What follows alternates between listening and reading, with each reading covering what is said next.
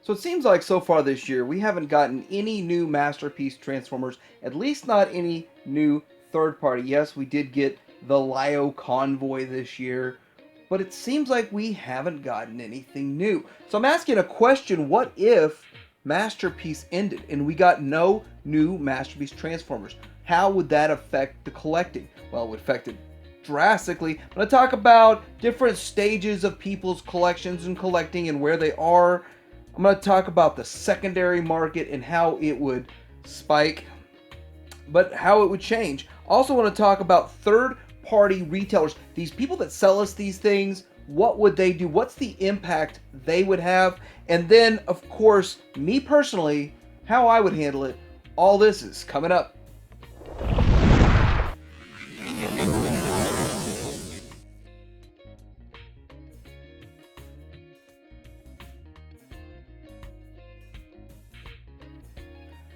So throughout this video, I'm going to be using some of the old collection picture submissions. I do want to remind everyone we are a couple weeks, maybe a month out from the 6,000 subscriber special. So if you have not submitted any pictures, submit them soon so that you can be part of that. I'm going to start putting that together soon. And just go to Facebook, Titanium Hanger Toys, and I'll have a link down below. So let's get right into this. So first I want to talk about the different stages of collecting, or collectors. And I want to talk about the collector who's bought everything that's come along. That's bought 2 or 3 of everything that's come along. Maybe even in some drastic cases, 7 of the same figure. Those collectors are probably pretty satisfied with their collection. I'm not saying those collectors would not be disappointed in the fact that some of the figures they're looking forward to aren't going to get made in a world where Masterpiece ended.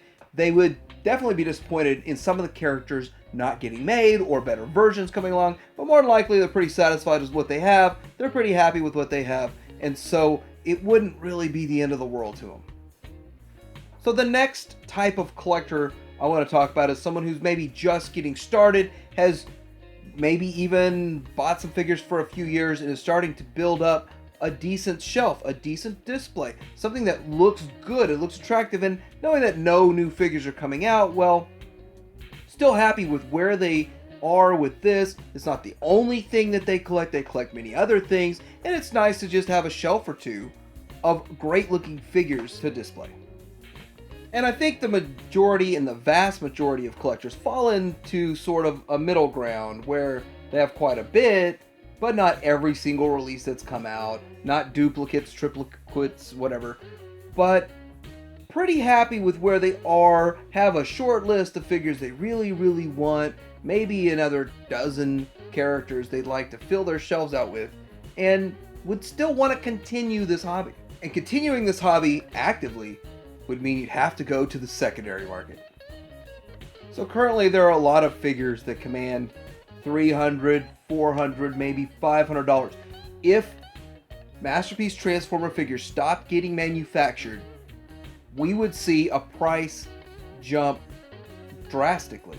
We wouldn't see $300 and $400 and $500 figures that we would complain about. We'd see $1,000 a figure plus if we knew for a fact they were never going to make any more again. If we were never going to get the opportunity to rebuy this character and all that was out there was what's used on the market floating around, people would be paying ridiculous prices. And of course, other people would be asking those prices.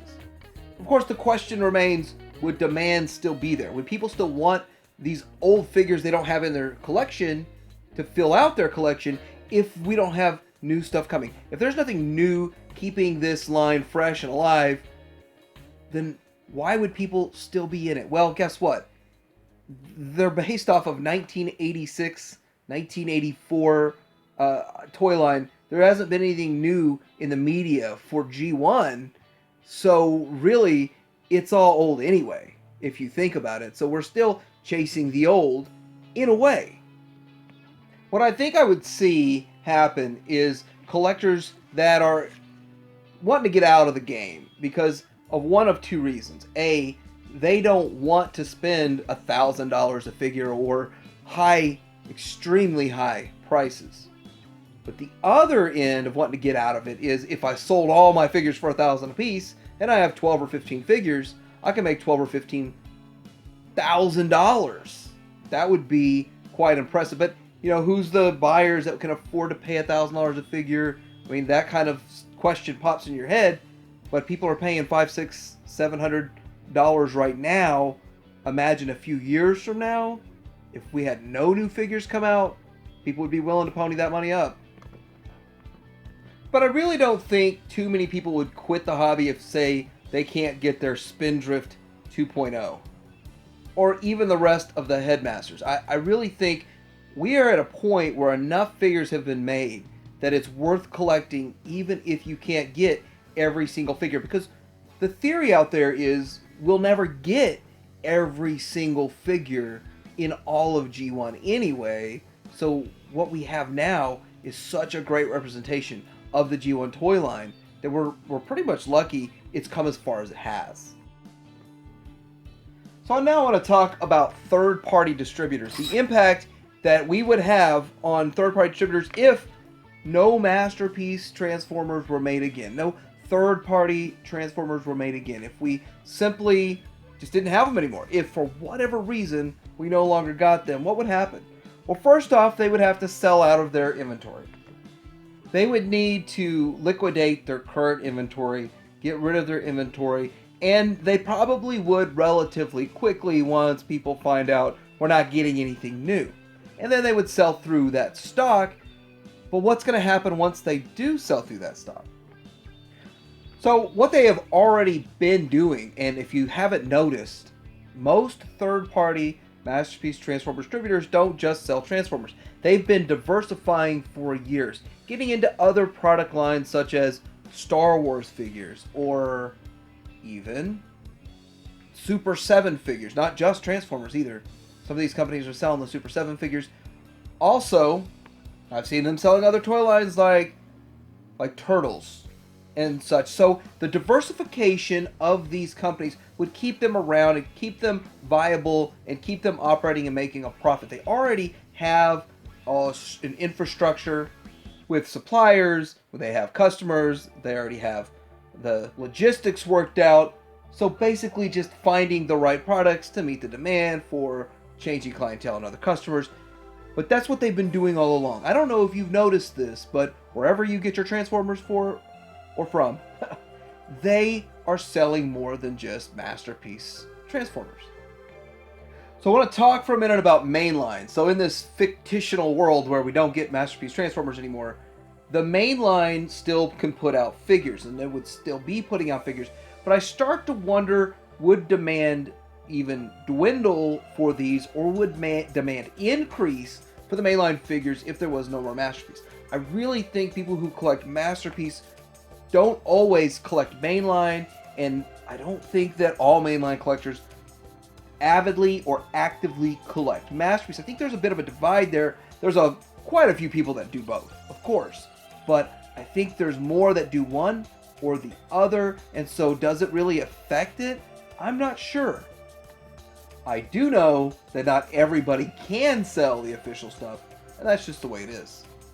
So next I want to talk a little bit about the barter system. I kind of think people or collectors would do a lot more trading.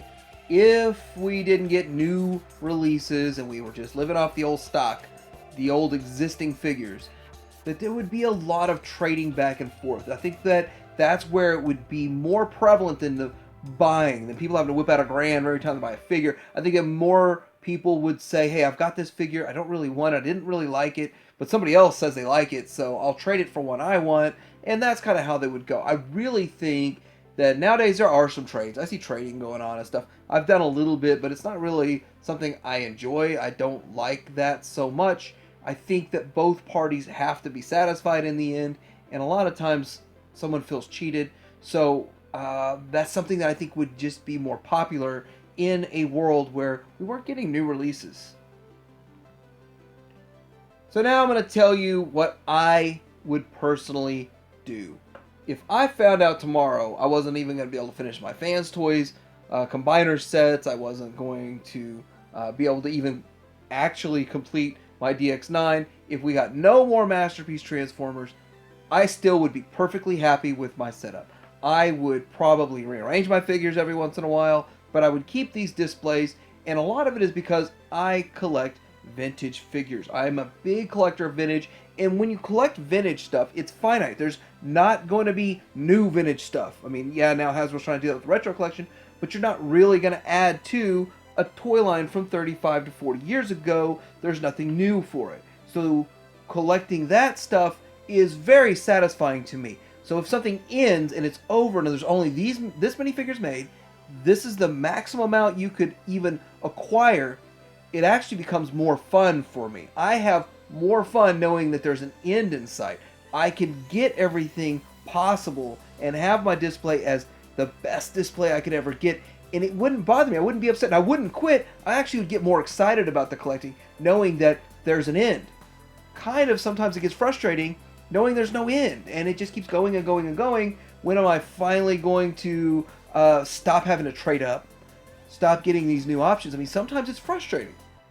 I'm really enjoying this bit of a cool down, cool off time frame where I can focus on a couple of vintage toy lines myself, and so I'm not bothered by the lack of releases right now. I hope you're not either, but I'm still really stoked and really excited about some of the future releases that are coming. I do kind of hope they come. Let me know what you think about this whole topic. Like and subscribe. That damn hanger out.